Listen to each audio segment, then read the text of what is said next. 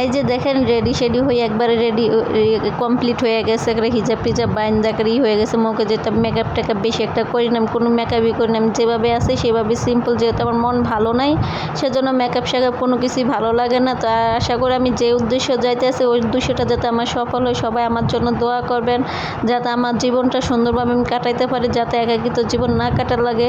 আমি যেই মানুষটার খোঁজে যাইতে যাতে এই মানুষটাকে আমি খুঁজে পাই। সবাই আমার জন্য দোয়া করবেন। হ্যালো গাইস, কী অবস্থা? আশা করি সবাই ভালো আছেন, আমিও ভালো আছি। আজকে আমি একটা জায়গায় যাইতেছি একটা উদ্দেশ্যে, যাতে আমি উদ্দেশ্য সফল হইতে পারি। আপনারা সবাই আমার পাশে থাকবেন, সবাই দোয়া করবেন।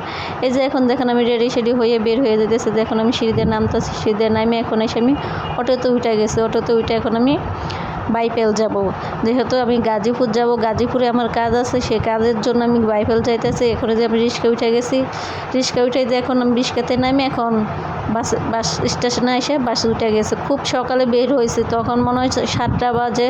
কুয়াশা কুয়াশা দেখেন বাইরে রোদ উঠছে, এখন আকাশে উপর দিয়ে রোদ উঠছে, নিচে দিয়ে এখন রোদ উঠে না। আমি বাইরের দিকে তাকাইতে পারছি না, আমার মুখের এক্সপ্রেশন দেন না কীরকম হয়ে গেছে।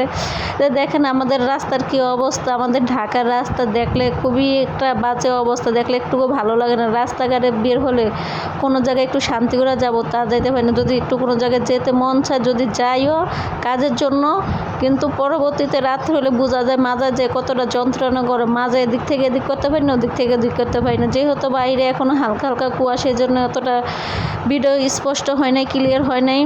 আর যেহেতু আমি একটা ভালো মোবাইল ব্যবহার করি না, খারাপ মোবাইলে কম দামি মোবাইল ব্যবহার করার জন্য আমার ভিডিওগুলো আরই হইতেছে। যে এখন আমি গাজীপুর চৌরাস্তায় এসে পড়ছি, আইসে আমি আজ হাঁটতেছি, হাঁটতে হাঁটতে এখন আমি আরেকটা অটোতে যাব। যে জায়গায় যাব সেই জায়গায় আবার অটোতে যাওয়া লাগবো, অটোতে নামে আবার আরেকটা অটো নেওয়া লাগবো। কিন্তু গাজীপুর এলাকাটা অনেক ভালো লাগে আমার কাছে। আমাদের সাভার এলাকা থেকে গাজীপুর এলাকাটা অনেক ভালো লাগে। আমরা ঢাকা থাকি ঠিকই, কিন্তু আমাদের রাস্তাঘাট পরিবেশ কোনো কিছু ভালো নেই। এই যে দেখেন গাজীপুর একটা মানে স্বপ্নের এলাকা, এত ভালো লাগে, মনোরম পরিবেশ, কি ভালো লাগে। একেবারে গ্রামের দৃশ্য দেখা যাইতেছে। ওই যে দেখা যাইতেছে ওটা হলো রেল স্টেশন, যেটাতে লাল একটা ব্রিজ দেখা গেছে, ওটা হলো রেল স্টেশন। ওদিক দিয়ে রেলগাড়ি চলাচল করে। দেখেন গাছ গাছলে মানে এত সুন্দর ভালো লাগে, এত মনটা ভালো হয়ে যায়, এতটা ফিলিংস জাগে। রাস্তাটা দেখলে আশেপাশে সব কিছু দেখলে অনেক ভালো লাগে, যে গ্রামে মানে চলে আসছি।